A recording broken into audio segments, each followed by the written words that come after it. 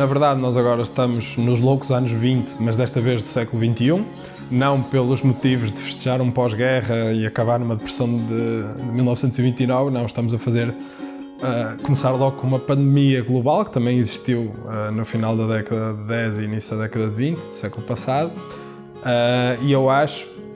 aliás, partilho da opinião que as pessoas não vão ser as mesmas quando terminar esta pandemia, que foram as que começaram. E isso vai afetar todos os aspectos da nossa vida. Habituamos-nos a comprar online, habituamos-nos a consumir ainda mais redes sociais e a mergulharmos no teletrabalho, e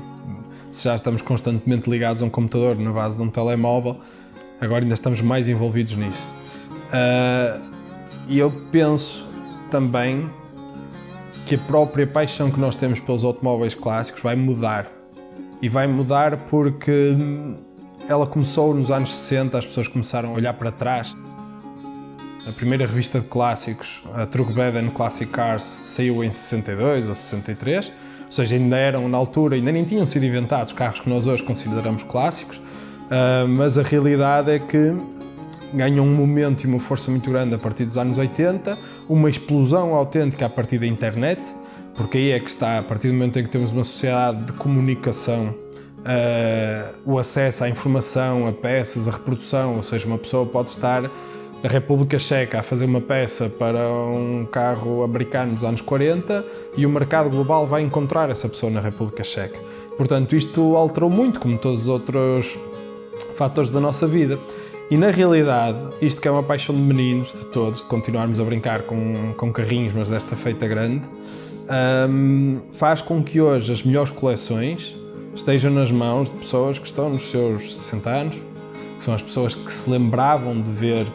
aqueles carros nos anos 60 e 70, na sua infância, e que depois mais tarde tiveram a oportunidade de os comprar e usufruir deles. E esses carros não vão desaparecer, aliás, nós não somos donos de nenhum carro, nós tomamos conta deles durante um bocadinho, até à próxima geração, por isso é que temos um e depois vendemos e depois compramos outro, mas a realidade é que a nova geração, esta que vai emergir desta pandemia, não sabe o que é o puxar o ar, seria incapaz de guiar um Ford T ou um Fiat Balilla ou uma coisa qualquer dessas, olha para um destes clássicos dos anos 60, como um Alfa Bertone, um BMW 2002, um Mercedes W123, e olha para esses carros de uma forma tão arcaica como se calhar nós olhamos para os carros dos anos 40. E, na realidade, também o resto do mundo muda. Ou seja, nós nos anos 80 não tínhamos limites de velocidade em Portugal. Hoje em dia, além de termos limites de velocidade, radares em todo lado, polícia por todo lado, inspeções periódicas obrigatórias,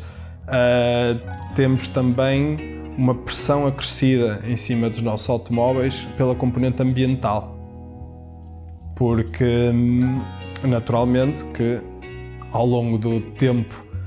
o automóvel foi um dos fatores de poluição da nossa atmosfera, ainda é, mas nós hoje estamos numa mudança de paradigma energético que nos aproxima de automóveis elétricos, que para nós, que apropriadamente muitas vezes somos chamados de petrolhead, e petrol vem da gasolina, para nós efetivamente sentimos falta desse cheiro a gasolina, do ruído por trás do automóvel. Mas a realidade é que o clássico tem que mudar, o que é se calhar a frase mais contrassenso que se pode dizer. Um clássico é um clássico, não precisa ser mudado. Mas temos que fazer aqui um ponto, na minha filosofia, podemos fazer um ponto de paragem para entendermos o que é a preservação histórica e o que é a utilização de um clássico. Ou seja, para mim não cabe na cabeça de ninguém modificar um parafuso a um Ferrari 250 GTO.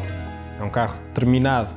é uma obra de arte de pleno direito, os valores de leilão concorrem com as melhores pinturas, com a diferença de que as pinturas são compradas por museus por dinheiro estadual para expor e que não há problema em pagar 100 e tal milhões pelo grito, mas quem paga 50 milhões por um Ferrari 250 GTO pagou para o ter ele e para o utilizar pessoalmente. E é um carro que não carece de ser modificado. Por outro lado, quando nós olhamos para carros que não estão em perigo de preservação histórica, ou seja, por exemplo, um Volkswagen Karossa, fizeram-se 36 milhões de carros. Portanto, não é propriamente que faltem automóveis para serem preservados. E nesses, se calhar, podemos ter uma abordagem diferente, que pode haver lugar efetivamente a eletrificá-los, por exemplo, se isso justificar uma utilização diária. E a primeira pessoa pensa, mas porquê é que vamos eletrificar um carro velho quando temos carros novos elétricos? Só que na realidade, isso é que é verdadeiramente ecológico. O custo de construir um carro novo é muito superior ao custo do consumo inteiro do carro durante, 500 mil quilómetros. E por isso há lugar a imaginar os carros de uma forma diferente e os carros clássicos como uma utilização diária de uma forma diferente. E mesmo para outros que eu acho que não merecem ser modificados, merecem, não é uma questão de merecer ou não, é uma questão de ninguém no seu perfeito juízo retira um motor V6 buço de um Alfa Romeo GT V6 para pôr lá um motor elétrico, ou retira um motor de um Ferrari 308 para pôr lá um motor elétrico. Eu acho que isso é um contrassenso que é a essência de um carro que foi construído em torno de um motor. Mas não vejo inconveniente nenhum em atualizar a centralina, por exemplo, de um carro desses, embora ele ter mais inteligência, menos consumo, mais facilidade de utilização, mais potência, vai poluir menos, vai funcionar de uma forma significativamente melhor mesmo na utilização diária, porque, convenhamos, o comando da televisão que temos hoje em dia tem mais inteligência do que uma dessas centralinas dos anos 80. E por isso, muitas vezes temos escondido dentro de um clássico algo que podemos libertar. Nós temos carros que são leves, que não têm equipamento supérfluo, que são aerodinamicamente eficientes, que têm chassis rígidos,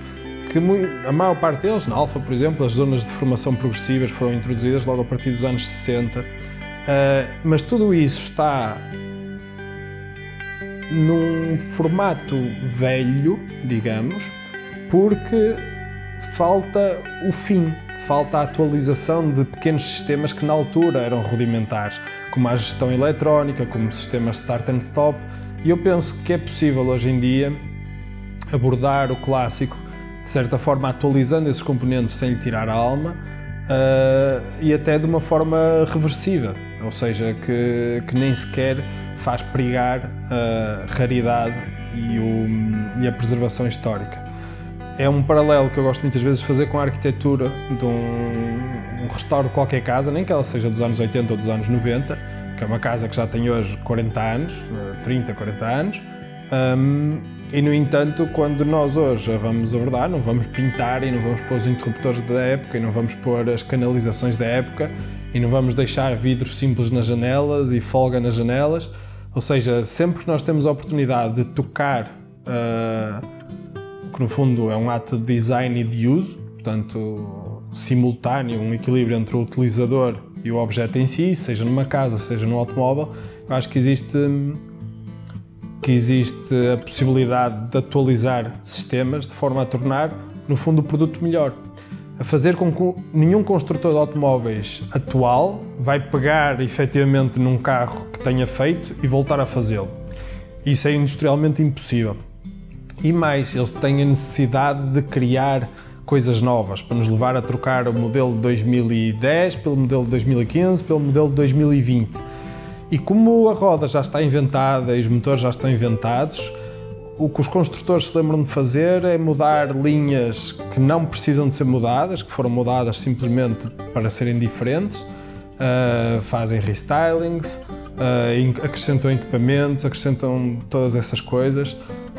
E na realidade nós podemos ter uma vida muito mais sustentável porque ninguém precisa que o carro mantenha as luzes ligadas enquanto nós caminhamos para a porta de casa ou que a bagageira abra de uma forma automática, porque depois nós não exercitamos de abrir a bagageira e vamos para o ginásio fazer elevações ou outras coisas quaisquer. Na verdade, nós temos lugar a ter uma vida que é simultaneamente analógica e digital. É uma questão de sanidade quase, com uma utilização razoável das redes sociais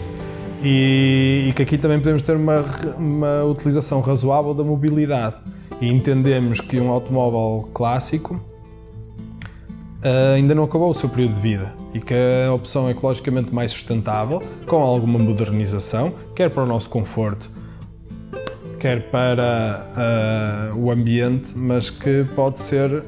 não é uma proposição que deva ser descartada, é algo que podemos efetivamente pensar e abordar para este século XXI.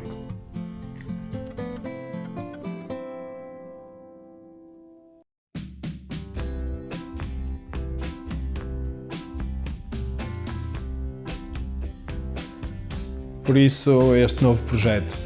é abraçar o século XXI. É integrado numa empresa